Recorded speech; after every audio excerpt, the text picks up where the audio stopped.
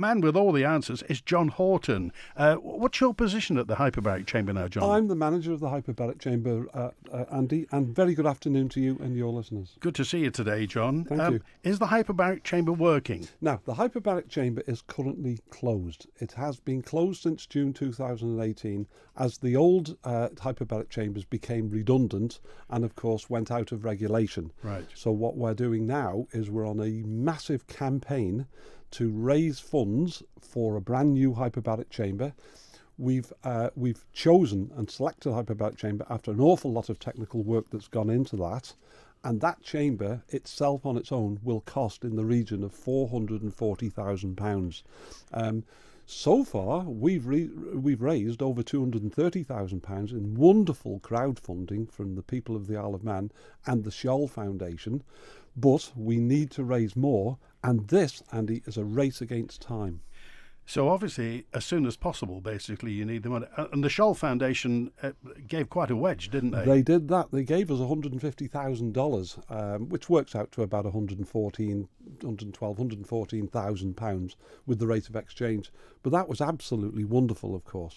So we're at 230 at the moment. You need 404, so £210,000 and a bit more. Well, we need actually, because of other works that's required to be done, we actually to be comfortable on ordering this and confident on ordering this brand new chamber, which is waiting to be manufactured for us, we need another £400,000 in round figures, is what we need, because it's a large piece of kit. It's a brand new, modern hyperbaric chamber, and as I say, it's for hyperbaric work. And if I may just respectfully just correct you with the coronavirus, hyperbaric oxygen does not treat people with coronavirus. The discussion I think yesterday that I was listening into the car is where there were people with breathing difficulties and they have oxygen therapy, right? Not hyperbaric. Hyperbaric oxygen therapy is where you're putting it in a chamber under enormous pressure, and then oxygen then is breathed, which then does a number of wonderful treatments, of course, beginning, as you know, with divers suffering from the bend, decompression the Hyperbaric illness. Chamber used to be famous. Everybody used to come here, didn't they? It is very famous for a number of treatments, and of course, that treatment we need to absolutely continue. It was used during TT often, wasn't it? It was used every day of the week. There's thousands of so we used to get people. divers who got the bends from all around the Irish Sea used to come here. That's correct. TT, because obviously increased oxygen helps recovery. Well, it's recovery from people who had soft tissue injuries, where TT riders had fallen off their bike, yes, and perhaps had hurt themselves, and they needed very, very much accelerated skin healing, you know, to mean on a wound that they had, and even to the humble bed sores. And well, coming on to all of that can be treated by hyperbaric oxygen, right, and it's quite a simple process. So although it's originally, complicated. John, it was the Kevin Gray Memorial Trust. That's right. It was the Kevin Gray Memorial Charity, and we've been going. The Hyperbaric Chamber's been going for about 37 years. For at least 35 of those years, the Kevin Gray Memorial Trust ran the chamber with Dave Downey at the helm, and he's responsible for healing tens of thousands of people. And then from there, he trained up Debbie Barron, who's still with us now, and she's the lead hyperbaric chamber operator in the premises. And as I say, we have the infrastructure in staff. We've got all the wherewithal to put this thing back on its feet. We just need the money, and we need public help to do it. Will it stay so at that the back? we can help the public? Will it stay at the back of the fire station? Now, our long-term plan is to go up to near to Nobles, which right, is on the Lease Lodge Fields in the future. But because we need to get open as soon as possible, we are going to remain behind the fire station and then take the brand new hyperbaric chamber up at a later date to our new site.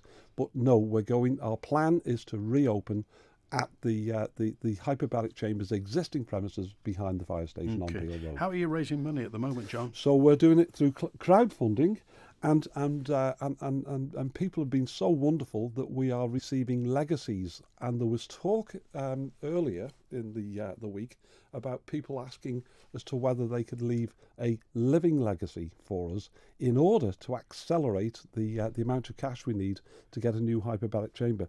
But that's not forgetting all those wonderful organisations of companies doing dress down days. For instance, the Young Farmers Concert that's coming up on Saturday, they've got a collection for us. Crowdfunding in various ways, doing people bingo nights and all sorts of wonderful support that people are doing for the Hyperbaric Chamber. But it's because they know, each group know just how important it is for us to get reopened so we can continue to treat people, because people are suffering at the moment, Andy. Beds are people in beds at Nobles Hospital are being delayed, which stops other people taking those beds over, because they are not getting hyperbaric treatment as recommended by senior physicians at Nobles to the hyperbaric chamber for treatment. And so this is a race against time, as I think I've mentioned earlier. Okay, if you want to get in touch with us, text 166177, email studio@manxradio.com. John Houghton's here if you want to talk on 66 13 68. So the let's just say, so if people need hyperbaric treatment at the moment, what's happening? Are they going off the island or just not getting anything? There are a small number of people who are going to centres in the United Kingdom to get hyperbaric treatment, but basically people are suffering in silence, and I feel very sorry about that. It used to be free, didn't it? You could apply and you would go in, and if you wanted to donate, there was you did. always donations. And to be fair, the Health Services Division also paid a grant, if I dare say it in that way, to the Hyperbaric Chamber in order to pay for the treatments that it reserves the chamber for. And if I can say, those treatments, of course, for divers with decompression illness, which we have a 24-hour on-call system for when we're back open, and always had in the past.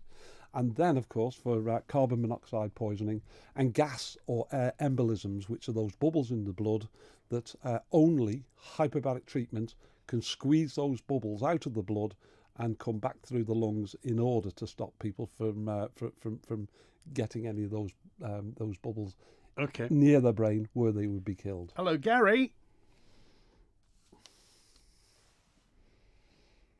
We're trying to find Gary. We will be with Gary in a moment.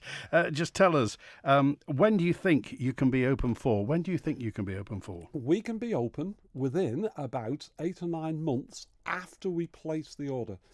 The position that we're at is, as soon as we've got sufficient funds, we can order the chamber. The chamber will take about 6 months to be manufactured. Then, of course, it would have to be brought over to the island and commissioned in the chamber, and that would take some time. Oh, you're there, Gary? Yeah, I am now. Yes. I found you. Yes, hello, John. You're on the line with John, yeah. Good afternoon, Gary.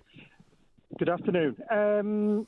I'm absolutely horrified to find out that the hyperbaric has not been open since, when did you say, in 18? Yes, June 18, Gary. Yes, absolutely. June 18. Yes. I think every member of the House who has not supported this in a government way to make sure this is up and running should resign or not be allowed to put forward for next election. Why is that, Gary? Why? The amount of money that the government save with not having to fill beds at the hospital, not having to pay sick leave, the amount of time that people are off, all because we haven't hyperbaric. It's absolutely crazy. I have been in hyperbaric myself a couple of times, and the usefulness is unbelievable. Just explain to me then how it helped you, Gary. Well, I won't explain to how it helped me, but what I'll do, when my mother was around, she had a growth on the side of her head, and she'd been to the hospital over practically 1 to 2 years, and they tried everything. And then just where she was absolutely fed up, and we're talking about, you can imagine a woman who's got a growth on the side of her head, how she feels. She's beside herself all the time. When I went up to the hospital, when she was basically at wit's end, I said to the consultant, how about hyperbaric? And he said, I've tried everything, so why not? Within 2 to 3 weeks, it had completely gone. The amount of money that had been spent to sort her out is unbelievable. If you equate that to everyone else who has similar problems or other related problems, likes of the TT, the amount of riders that go in there, instead of spending time up at Nobles, they go straight in there and within weeks they are sorted out. A broken leg will take less than half the time to be sorted. And that all boils down to people getting back to work, not having to take money from the state, and they are saving a fortune. They should not allow this to happen. They should have funded this from the word go. Okay. All right, Gary, thanks for calling. Okay. You've heard that story many times, I bet. Very many times. And thank you, Gary. You've made our case. I don't need to say much more here at Max Radio this afternoon. What basis is the Hyperbaric Chamber? Is it a registered charity? It's a registered charity. Okay. So how charities work, in order just to help Gary understand the circumstances, as he says, it's been shut an awful long time. We are a brand new charity. Although the faces are familiar at the Hyperbaric Chamber with the chamber operators. Yeah, the Kevin Gray Memorial Trust Kevin Gray Memorial Trust has backed away from it. Yes, and we took over in April last year, and we have to say the Kevin Gray Memorial Trust, or charity as they're properly known as, who are now winding their proceedings up, have done a great job over almost 4 decades. Oh, they were sensational. Absolutely. So we must put that marker down. Now, when the chambers closed, the Kevin Gray went into an awful lot of detail with working out what was required and so on. And we moved forward and basically have had the reins handed over to us. And our charity name is Hyperbaric Oxygen Therapy, HBOT, as we're known. So that's the new charity that runs the Hyperbaric Chamber. Now, if anybody wants to help you, if anybody wants to run a fundraiser, what do they do? They contact us, and our contact details are on telephone. It's 626394.